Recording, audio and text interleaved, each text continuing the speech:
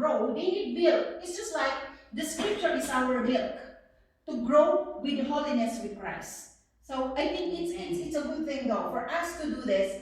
You know, if you are claiming to be Christian but you don't know Christ, what's the meaning of you being Christian? Isn't it? So I think that's what we have to learn. And then the other one is the prayer. And how do you pray? And how often do you pray? What is the content of your prayers? So how do you pray? So now, in Couples for Christ, we follow the acronym ACTS, ACTS. So that is adoration, which means you're adoring God. Every time you pray, you will adore God. You know, you're the God of gods, you're the King of kings. You're trying to give praise to Him. You know, He's the King, He's our Lord. And then you need to do the contrition. Obviously, the contrition is a form of asking for forgiveness for all the sins that you committed. So, for example, Lord, after you praise God, and you will say, Lord, can you forgive me? I've actually sinned against you. Or can you forgive me for all the sins that I don't remember? Because there are things that we don't remember. We've probably done so many things in an hour, we could not remember what we've done. And the thing is the thanksgiving. Obviously, you know, our God is a giving God. But He also wanted us to give thanks to Him. Lord, thank you that I wake up this morning. Thank you, Lord, for the good health that I have. Thank you, Lord, that I got breakfast on the table, simple meal. Thank you, Lord, for all the friends that I have. Thank you, Lord, for this difficult patient that I have, because you've given me so much patience. You know, all those simple things. Even though you go out there, oh Lord, it's fresh air. Thank you for the fresh air. Oh Lord, thank you for the roof above our head. Because there are people who doesn't have one. So I think we need to be very grateful of everything that we have, because not everybody has what we have. And then, how often do you pray? You can pray anytime. Prayer, it does not mean that you need to go to church to pray. Anytime you pray. Anytime you go anywhere, you pray. So whatever, you know, as long as your heart desires, the moment you open your eyes, you say, thank you. Lord, I'm here. Wherever you go, wherever you do it, at the most, because to be fair with our God, we have 24 hours. Can you imagine 24 hours of our life that was given to us by God? He provided everything. Can we not spare even an hour to say thank you? So I think those were the things that we forgotten. So even little things, you're walking, you just realize, oh Lord, thank you for my shoes. Anything is a simple prayer, because our God is so generous. We've given so much love to us, but we've always we just always take it for granted. So it's just simple things. Even though you see these people, and sometimes, you know, sometimes me, I've always said thank you for everything, and sometimes if I feel so depressed and I feel so low, I always look at the misery of others, not to degrade them, but to uplift myself and to say to myself, look, you're better than them. Say thank you. So it's because you know not everybody is given the opportunity of what we have, isn't it? So I think we just how, and then what is the content of your prayer? When you pray, always remember that it's not always for you. Always pray for others as well. So, and then, Lord, can I have a mansion? Lord, can I be this? Lord, can I be that? But we know that our God is loving God. He's given us free will, and He's always answered prayer. It could be not for you, or it could be you wait for it. And this is not really good for you. So, that's why when we pray, ano sabi nga noon, when you give, it will come back to you many times. Because when you pray for someone and that someone will pray for you, and that someone that, oh, you know, this one prayed for me, and she will pray for you. And before you know it, these people that was praying for you, I always said to them that it's like our ticket back to heaven, all the indulgence that we have. So especially, I remember when I was in high school, one of my teacher in religion, he always said to us, if you have the opportunity to offer one Our Father, Hail Mary, and Glory be for all the souls in purgatory, these people will remember you and pray for you when, that you also come to them. So they become your piggy bank. That's your indulgence in heaven. Okay. And then would you like to fellowship with the people you have met here? So what were your experience during the CLP? So I think this is for all of us, isn't it, to actually experience CLP.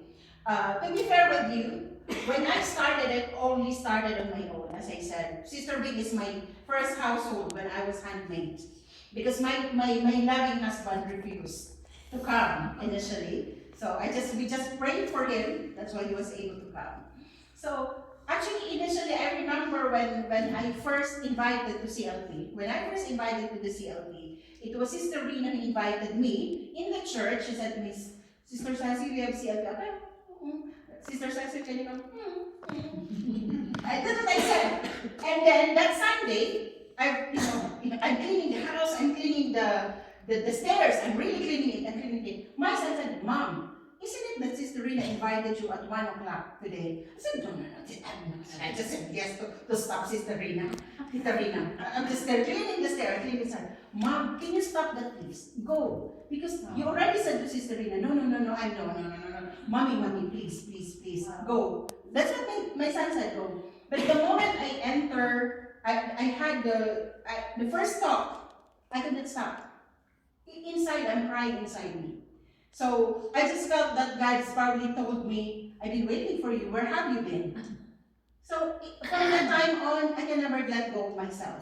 Even though they said to me, I always said yes, even though in my heart, I don't wanted it. In my heart, I don't wanted it. Because as I grow, I always said, Lord, if it is my comfort, it's not for you. If it is for my discomfort, it's for you.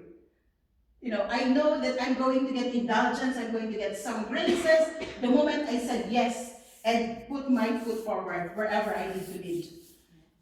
So, and then, when you join this one, this is the happiness that, you gain a lot of brothers and sisters, and you have someone to help you on the time of a lot of times in everything. So there's always there ready to give you helping hands. The CFC community, it's that oneness. I just remember when me and my husband, we went to America. We don't know anybody. My husband is just telling me that I got thick face all the time. So I think it's our first week in America. So we went to our apartment, and the church that was opposite us, I went to church, and I met this American lady, and he said, I'm actually couples for Christ. I'm looking for couples for Christ. And that lady, yeah. They have CLP on Friday night at the back. So I told my husband, Dad, we need to go there. And my husband said, you don't have anybody there. You're really, in our term, couple mocks. Couple. So, I actually prepared pancit or something. I went there. I just opened and I just said to them, good evening, my name is Cecile. I came from UK. I'm a CFC in UK. And then they welcome me with open hearts. And they become my sisters, my mother, and I become very close to all of them. So, this is actually the community that we're in. So, can you imagine that? So we were able to have families in the foreign land where I don't have any relatives, close relatives. This is actually what CFC brought us. So that's why I could always say that, CFC is a community that built all of us. And then, obviously, they're asking, would you like to share Christ with others? Obviously, who doesn't want to share Christ to others? Not only, sometimes, when you are radiating with love, and when you are radiating with good deeds, people will ask you, obviously people are looking at you without you noticing it. Because your action speaks to what you teach, what you preach is who you are, isn't it? So it should reflect on your personality as well. Because at the end of the day, you become cautious that actually I'm bringing Christ with me. I'm Christ because I'm created in the image and likeness of Christ. So I need to act like Christ, isn't it? so that when people are around you, they will always feel the love. Sometimes I don't know, when I'm talking to my patient, they will come to me, obviously I'm looking after this cancer patient, so they will come to me, oh Cecile, I'm feeling so depressed. And I'm just talking to them, I'm just going to encourage them. My patient said to me, oh Cecile, it's really nice to talk to you. I feel so relieved. But sometimes I don't know. Because sometimes it's the wisdom and the knowledge that was given to you by the Holy Spirit. It is you, because you always ask for guidance, isn't it? You always ask this Holy Spirit for guidance, that's all. That's all. Because obviously you get that through prayers. That's why prayer is really important. You know, I know the moment I open my eyes, I go, actually my sanctuary in my house is my bathroom. So that's where I read my Bible, that's where I do my prayer, that's everything I do, it's there. And then, after I change, going out, I pray the rosary going to work until I finish it, and then going home as well to complete it. So it's my life, because my prayer all the time, Lord, please stay beside me, behind me, above me, and always cover me with your mantle of protection. Make me the mouthpiece of your love.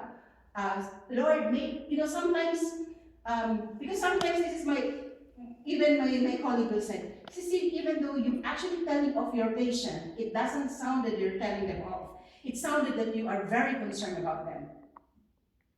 But sometimes I'm getting upset because the patient is not going to be upset with me, but they could feel my sincerity while I'm saying that.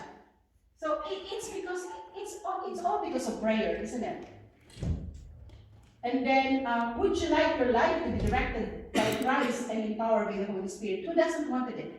Isn't it? All of us to be always wanted the Holy Spirit to be with us, to give us a direction towards Christ, isn't it? Because at the end of the day, if we know that we have Holy Spirit in ourselves, we know there's no battle that we cannot fight.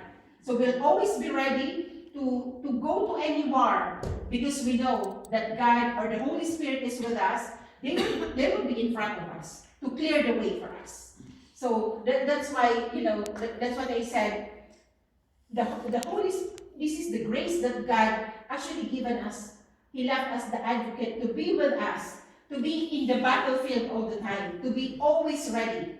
But obviously, we need to develop it through prayers and all the spokes that was actually given to us. Especially, obviously, we need to make sure that we receive the Holy Communion. We need to make sure that every time, if we have any opportunity to do the confession.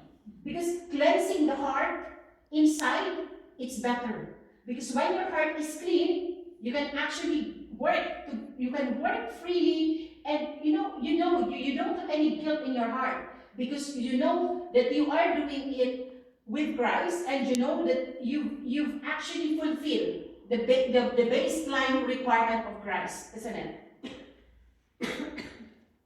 So they said that we need to grow by making use of the tools provided by God, and we need encouragement from a community of like-minded believers. Because sometimes if you are on your own, you become discouraged, isn't it? But if there are a lot of you together, it's more. The motivation is a lot. All of you will come together, help together, and pray together, which is really good community. Because, sometimes when you feel down and you could see your brothers and sisters, it's still moving, isn't it? And look at Brother Alex, it's his birthday today. But look, it's actually of service to CFC. Why? It's not my birthday even. I don't want to go there. So it's the thing, isn't it? You will be inspired by the people, by those people before you, and that's what you want, isn't it? That's also you want. And because sometimes if you think about it, today, if I'm actually just sitting down, watching my Korean novela, I get very, very low satisfaction in my life. I get smile in my face, but I wouldn't be able to convey the message that God has given me, isn't it? If I just stayed at home and then I said no to Brother Alex, I would probably be watching my Korean novela. I'm telling you that. But you always have that emptiness, isn't it? That you want that. You said to God that, Lord, use me. And this is the way of saying yes to what God has told us. Okay? So, now, my two sisters, I'm just going to tell you that we are the couples of Christ, as you know already. So, so let me introduce you the community that we are in, the couples for Christ.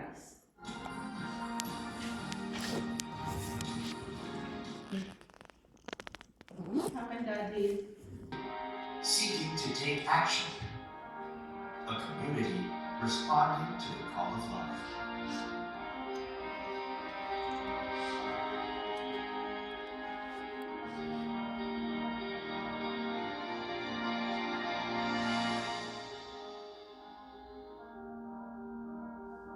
We may come from a home in a remote valley, or a map of all generations, working together as a family, united in making a difference, joined together with one common goal: to proclaim life. By building families, by protecting marriages, by helping those in need, by teaching the young, by protecting the innocent, by showing the way to those who are lost, by looking after the welfare of man's body and environment, by turning the soldiers of men into warriors for God, setting the world afire.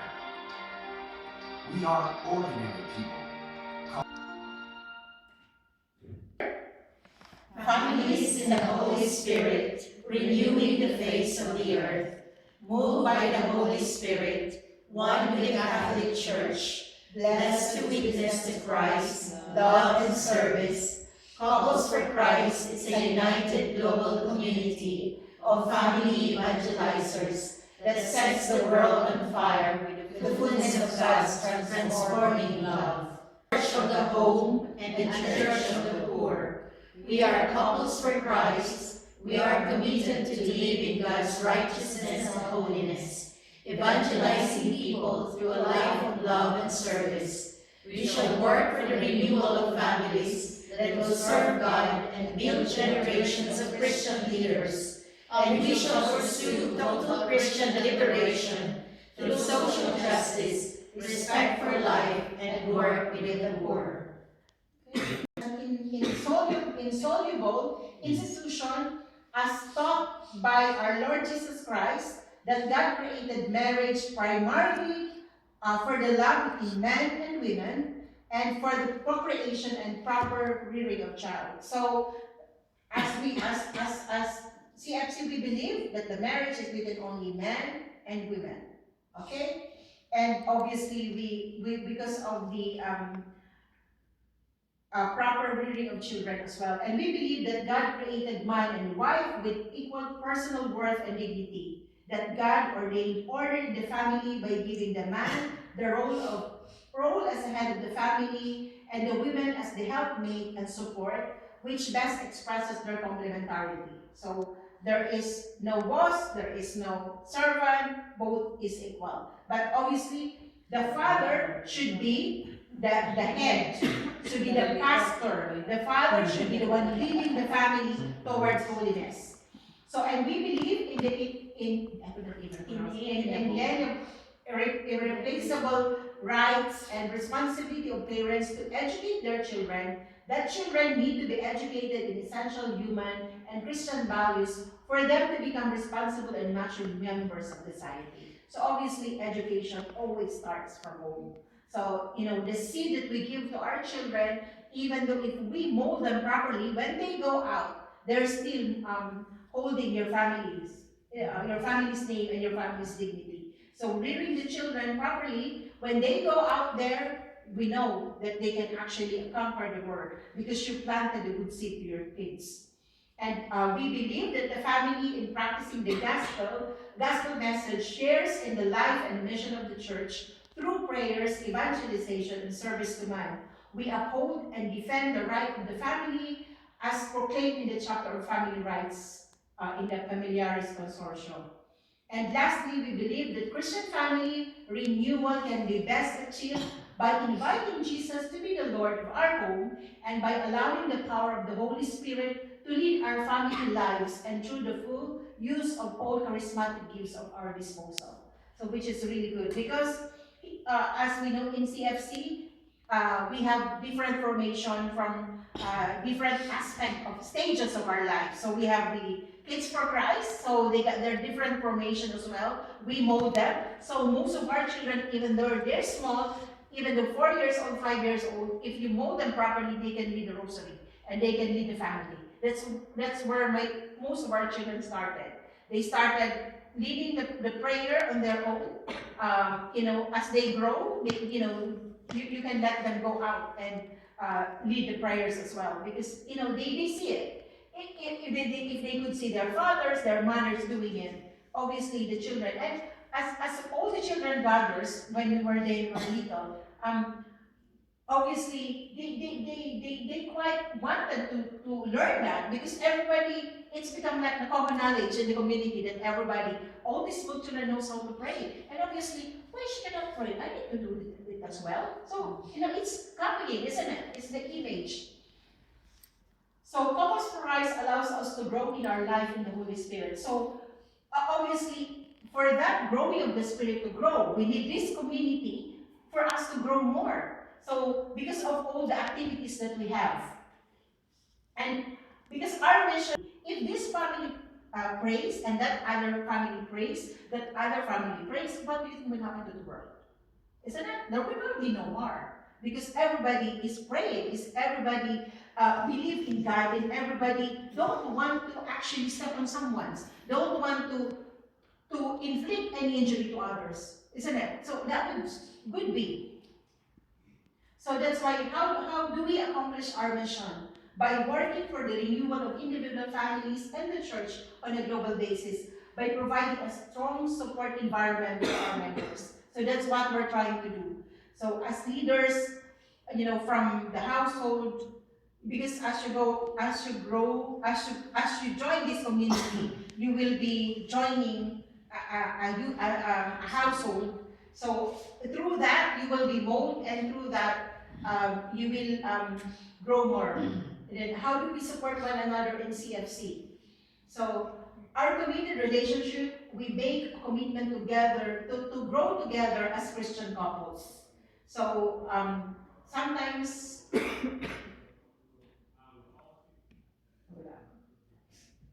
my thought fly away. For us to be committed to this relationship, we will have what we call I don't have the Sister Gabriela because their own covenant. So this is a covenant that's actually not created by the CFC members, but it's actually, you will sign this covenant as your covenant, your God. This is your commitment with your God, not with your household members. So anyway, Sister Wing will probably discuss it in details for you, your covenant, for the next session. So as I said, you will be member of household. So what is a household? The purpose of the household, it is a group, it is a small group, is to have a smaller group and more intimate environment for personal support in the Christian life and to provide a means for encouraging and hastening growth as a Christian. Because obviously, when you have a household, you will have you have to pray together, and then everybody is supporting each other. Whatever you need, sometimes worship, and a time for sharing or discussion, and sometimes for fellowship. Like today, you're already experiencing the sharing. I think every topic you have the sharing. It's the same thing with the household. You will have topic every time, and then you will have a bit of sharing as well. And then we also have a lot of ongoing teaching information. So with CFC, there will be a lot of teaching and ongoing formation that's going to happen as you journey with your household kids and disoriented, and they are divided what will happen to our world. So we really need to put our family intact, because this is what they said: the family that stays together, prays together, stays together. So we need to see this. We need to see this spiritual drama with the eyes of faith. So we are called to be part of God's work, and we should gladly respond to His divine efforts in restoring the family back to His kingdom. So as new sisters, we are inviting you to be part of God's work by being part of us in the Couples for Christ.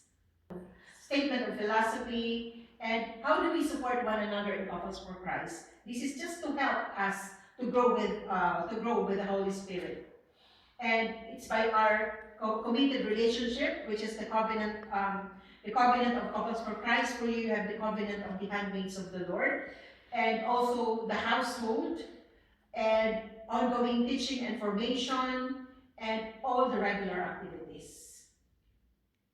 And for this, may God be praised. Amen.